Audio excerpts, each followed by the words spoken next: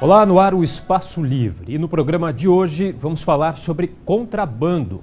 No ano passado, o mercado ilegal causou um prejuízo de 130 bilhões para os cofres brasileiros. Para comentar o assunto, eu recebo o presidente do Instituto Brasileiro de Ética Concorrencial, Edson Vismona. Olá, Edson, obrigado pela presença. Uma satisfação estar aqui com vocês.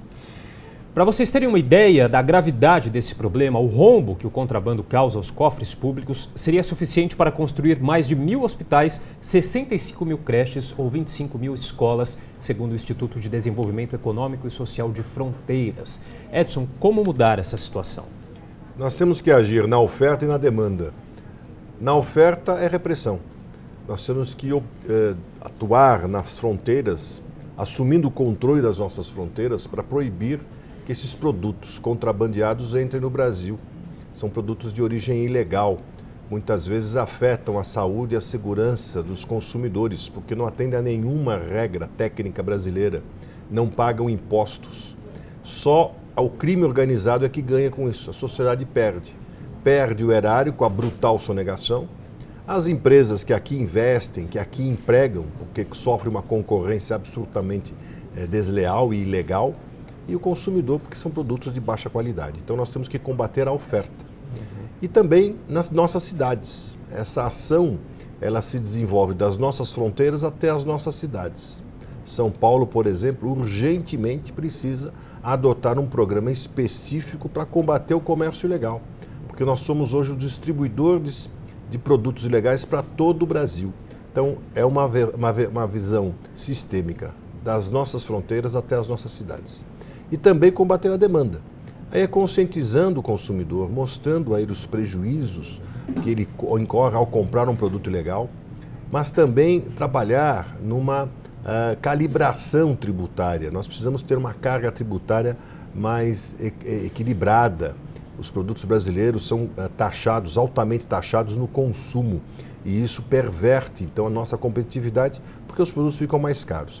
Sempre que você aumenta o imposto, você está beneficiando o ilegal, porque aumenta a margem de diferença entre o legal e o ilegal cresce em competitividade. Então, nós temos que combater a oferta e demanda de uma forma sistêmica e sistemática, conscientizando toda a sociedade da importância de combatermos esse comércio ilegal. Agora, Edson, quais práticas são consideradas contrabando? Sempre que você trouxer um produto do exterior e não pagar imposto, sonega imposto, é contrabando. E também se é produto ilegal, que a importação só pode ser autorizada. Produtos não autorizados, se você traz para o Brasil, é contrabando. O não pagar imposto seria o descaminho, mas comumente chamamos tudo de contrabando, né? Popularmente é o contrabando. É o produto que entra no Brasil sem pagar imposto ou o produto que entra no Brasil sem autorização. Essa questão do imposto é a principal diferença entre o contrabando e o descaminho? O contrabando é um produto que você não pode importar sem autorização. Então você, por exemplo, você não pode importar cigarros sem autorização do poder público. Você não pode importar armas, você não pode importar medicamentos, tem que ter autorização. Agora, se você traz um produto que não precisa de autorização, mas você sonega impostos, seria o descaminho. Mas, como eu disse, na linguagem comum, o entendimento comum é tudo contrabando, ou seja, é produto que entra no Brasil de uma forma irregular.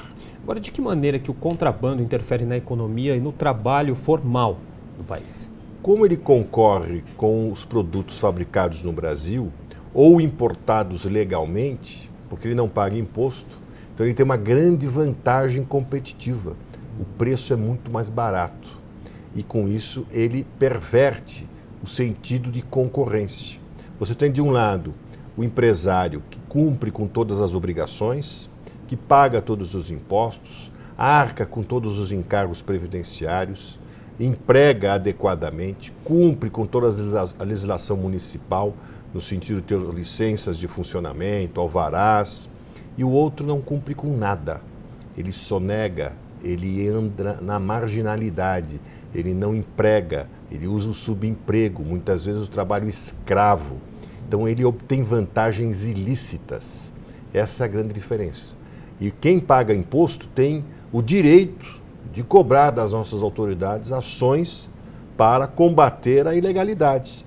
Ou todos cumprem a lei, ou você tem essa relação absolutamente desigual de uma concorrência predatória, ilegal, e a autoridade não pode jamais compactuar com isso.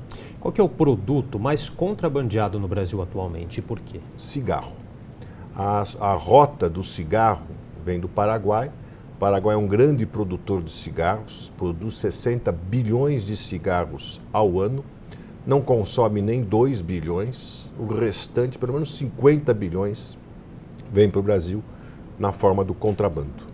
Então, 67% dos produtos apreendidos, contrabandeados, é cigarro. O cigarro está em todas as rotas comuns com o tráfico de drogas e de armas. E aí vem um outro alerta. Quem opera no contrabando são as organizações criminosas, que ficam com todo o lucro de bilhões de reais. Então nós não só estamos afastando o investimento, o emprego daquelas empresas que aqui investem regularmente, como estamos entregando o mercado para as organizações criminosas. Elas passam a operar nesse mercado e ter lucros bilionários. Então nós estamos intensificando uma perversão em benefício do crime, da violência, da insegurança pública e prejudicando quem investe, quem gera empregos. Essa perversão que nós precisamos combater. Estamos entregando o mercado brasileiro para as organizações criminosas. Por isso que o Ético e o Fórum Nacional contra a Pirataria coordenam um grande movimento em defesa do mercado legal brasileiro, que agora se uniu com a Frente Parlamentar de Combate ao Contrabando, com o governo federal, pelo Ministério da Justiça. Estamos propondo, então, uma série de ações concretas para combater esse avanço do contrabando em nosso país. Agora, o cigarro é um produto mais fácil de ser contrabandeado? Ele é muito fácil e ele tem já essas rotas, né, onde eles fortalecem essas rotas de comércio ilegal. O comércio ilegal tem cigarro, tem tráfico de drogas, tem o tráfico de armas, de munição e os outros produtos. Aí você tem óculos, muita roupa, vestimento, vestuário, você tem relógios, você tem cosméticos, medicamentos, o que é gravíssimo, né? Porque aí sim nós estamos mexendo diretamente com a saúde das pessoas. Ou seja, você vai tendo cada vez mais facilidade, movido já pelo contrabando de cigarros e de drogas, tudo ou mais entra junto na mesma rota. Agora, Edson, como que funciona o Plano Nacional de Fronteiras? Esse foi um plano apresentado pelo governo Temer, num decreto no dia 16 de novembro, o Programa de Proteção Integrada de Fronteiras. É o que nós queremos. Por isso que nós estamos unindo esses esforços. Frente Parlamentar, Movimento em Defesa do Mercado Legal, Ministério da Justiça. Nós queremos dar suporte à ação desse programa importante. É um programa que une vários ministérios, Justiça, Relações Exteriores, Fazenda, Gabinete de Segurança Institucional e Defesa, propondo uma ação coordenada, integrada, cooperada, com uso de inteligência, de dados, de informações, para que as operações sejam menores, constantes. E com isso a gente consiga chegar nos grandes operadores do contrabando. Não adianta você ficar pegando van, uma aqui, outra ali, e atrás de camelô. Isso é importante, porque você precisa diminuir o espaço da ilegalidade em todas as áreas, mas você precisa ter uma articulação mais profunda, maior inteligência, para otimizar os recursos e com isso ter resultados maiores no combate à ilegalidade. Agora, por qual região costuma entrar mais produtos contrabandeados no Brasil e por quê? Fronteira do Paraguai. Como já disse, há um movimento intenso de mercadorias. Você tem uma fronteira seca, uma fronteira fluvial enorme, que é o Lago do Itaipu. Nós temos avaliado iniciativas da Marinha do Brasil no sentido de estabelecer monitoramento do Lago do Itaipu. Isso é muito importante porque é uma fronteira fluvial enorme. Você tem a fronteira seca de Pedro Juan Cabaleiro com Ponta Porã. Aí você vai subindo para o Mato Grosso do Sul. Então é uma fronteira extensa que precisamos ter como um dos nossos focos. Mas você também começa a ter crescimento de entrada de produtos via Guiânia, pelo norte. O Brasil tem duas tríplices fronteiras preocupantes. A tradicional Brasil, Paraguai e Argentina e uma nova fronteira onde o tráfico de drogas se intensifica fortemente, que é Brasil, Colômbia e Peru. Nós temos que ocupar essas duas regiões porque são estratégicas e o que está em jogo é a segurança nacional.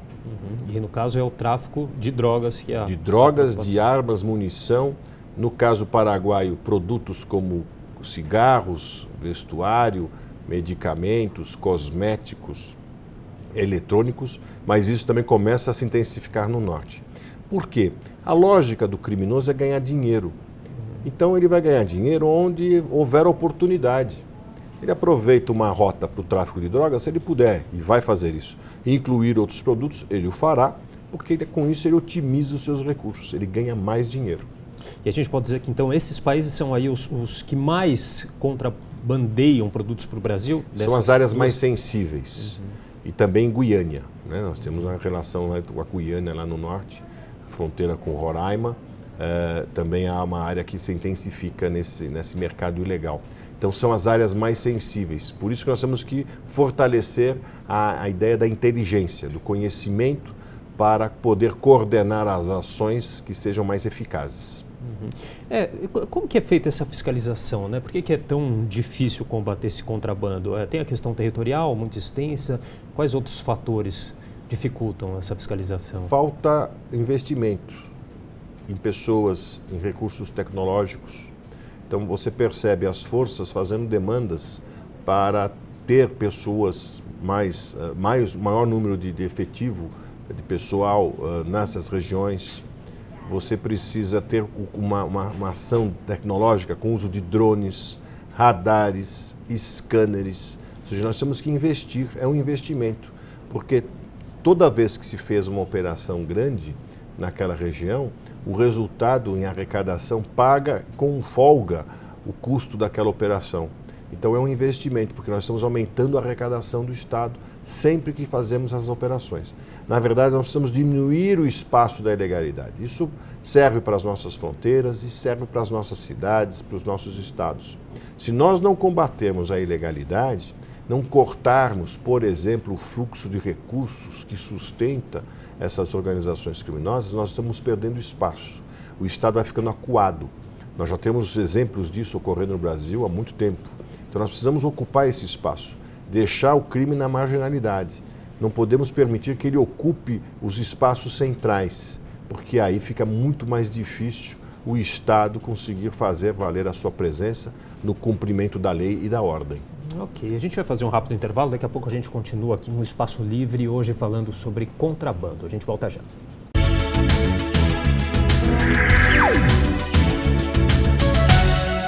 Estamos de volta com o Espaço Livre, hoje falando sobre contrabando. E o nosso entrevistado é o presidente do Instituto Brasileiro de Ética Concorrencial, Edson Vismona. Edson, continuando aqui a nossa conversa, você acha que é necessário também fazer um fortalecimento das leis de combate ao contrabando? Sim, nós temos nesse trabalho com a Frente Parlamentar de Combate ao Contrabando estimulado algumas iniciativas. Algumas conquistas já tivemos. Houve um aumento de pena para quem comete o ato de contrabando.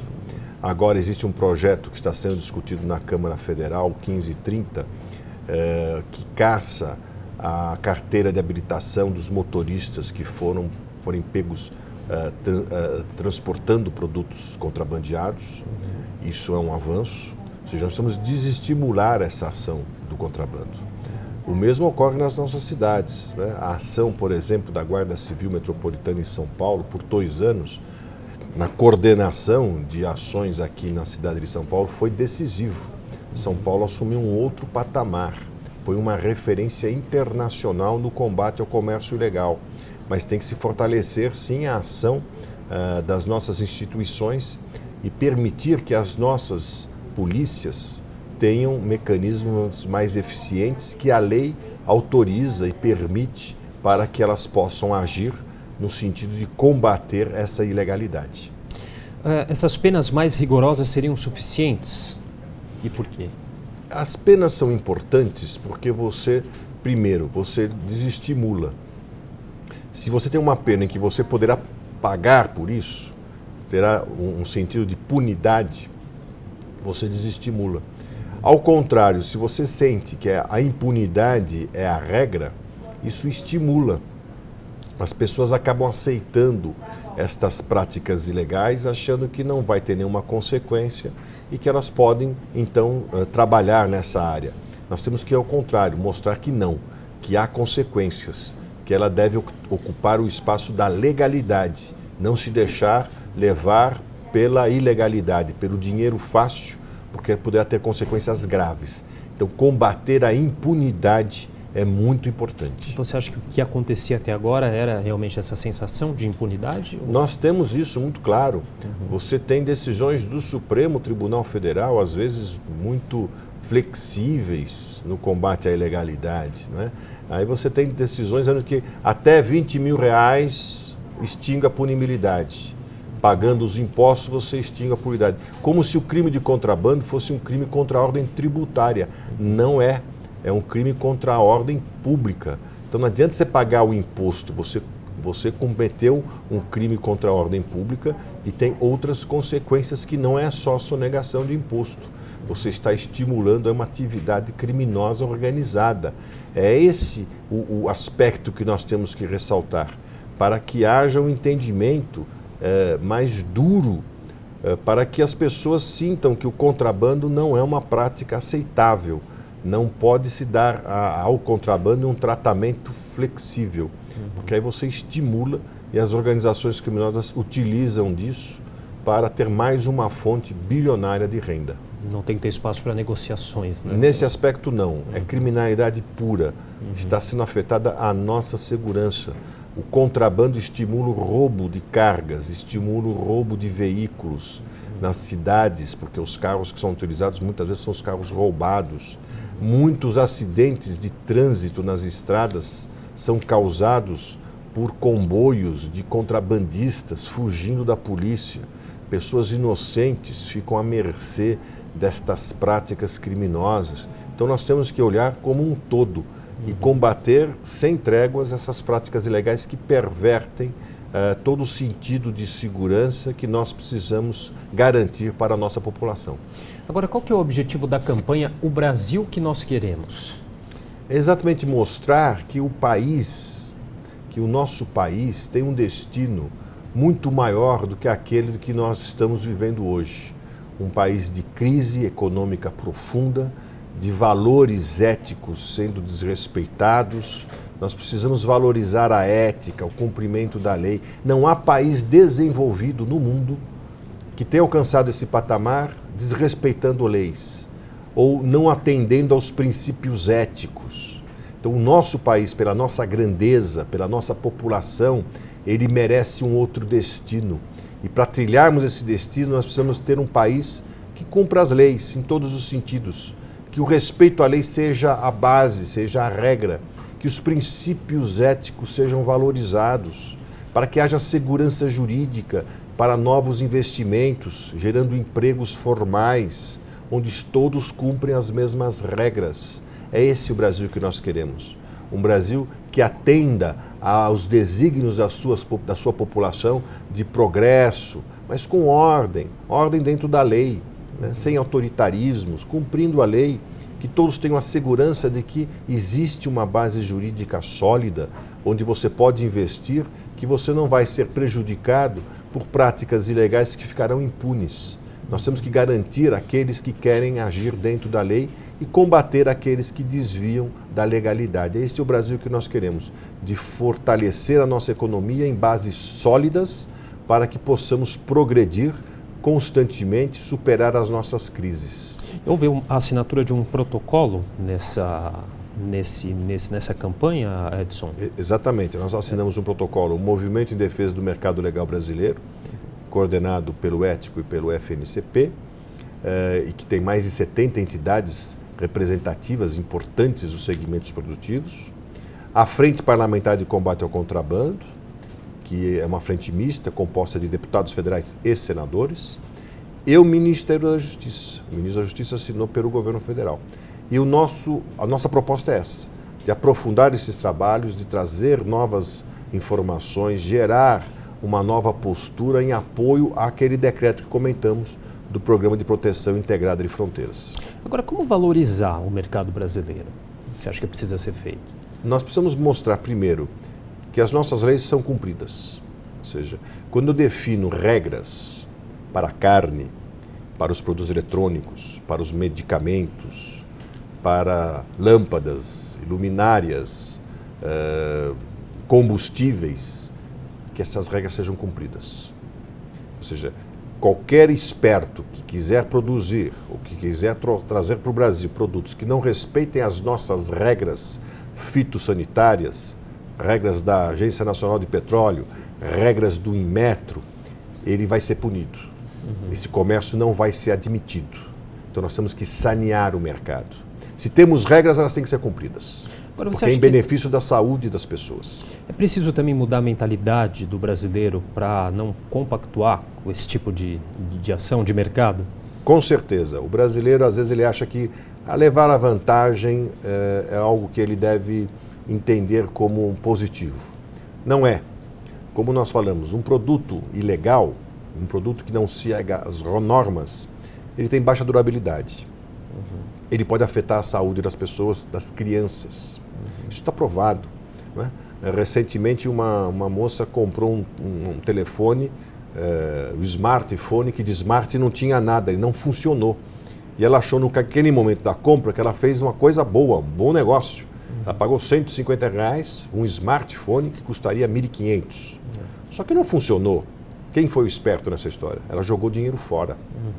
E isso sem falar naqueles produtos que afetam a sua saúde.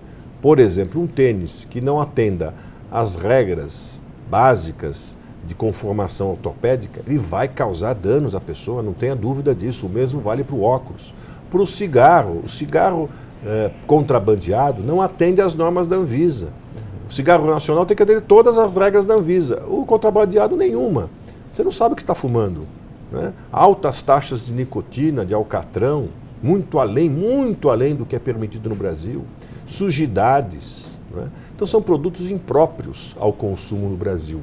Então nós temos que ser rigorosos. Nós não podemos cobrar do empresário que investe no Brasil o cumprimento de todas as regras e aquele que não cumpre, ele fica solto, ele tem vantagens de atuação no mercado. Nós temos que inverter rapidamente esse processo, porque isso perverte o próprio sentido de desenvolvimento do nosso país.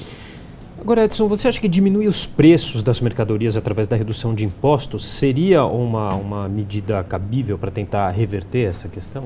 Com certeza. O sistema tributário brasileiro é anacrônico. Né? Nós oneramos muito o consumo. Com isso, aumentamos o preço. Carregamos muito tributo no preço final desse produto.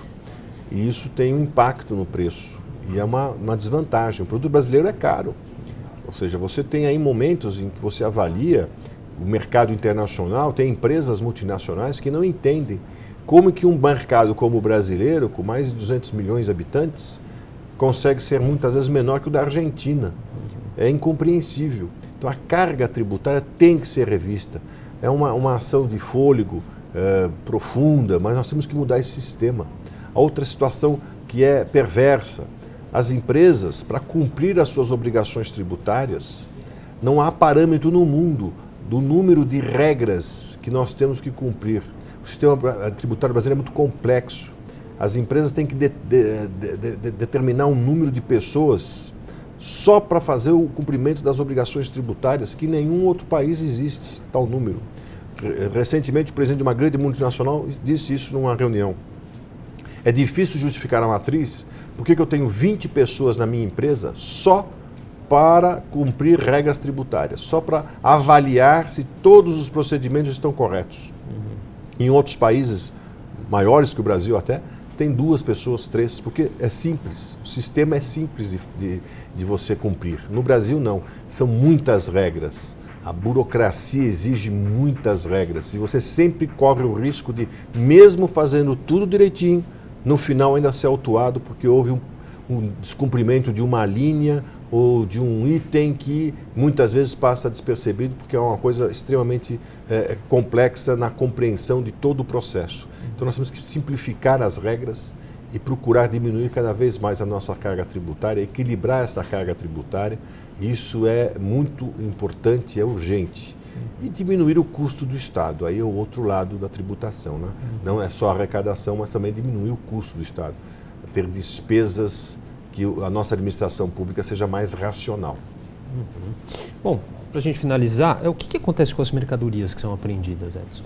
Elas devem ser destinadas à destruição. Por isso nós temos alguns projetos de lei, especialmente um que nós estamos agora num esforço concentrado para aprovação, que é o 333 de 1999, ou seja, um projeto de lei que tem 18 anos, e ele facilita a destruição dos produtos apreendidos. Isso é muito importante, porque a Receita Federal, as polícias, quando apreendem esse produto, não sabem o que fazer com ele. Então, elas são oneradas para pagar depósitos enormes para manter esses produtos apreendidos. Então, nós temos que facilitar a destruição. E nós temos incentivado que essa destruição seja de forma a permitir a reciclagem desses produtos. Ou seja, que haja uma destinação ambientalmente adequada, com a reciclagem e reaproveitamento das sobras dessas destruições. Então, isso também é um trabalho importante, que a ação legislativa é fundamental nesse processo. Edson, você gostaria de deixar algum contato? Sim, nós temos 2 contatos. Pelo ético, www.etcoetico.org.br, e do Fórum Nacional contra a Pirataria, www.fncp.org.br. Ok, Edson, muito obrigado pela presença. Eu que agradeço, fico sempre à disposição. Ok. E o Espaço Livre de hoje fica por aqui. Até a próxima semana. TV Câmara São Paulo, informação para a cidadania.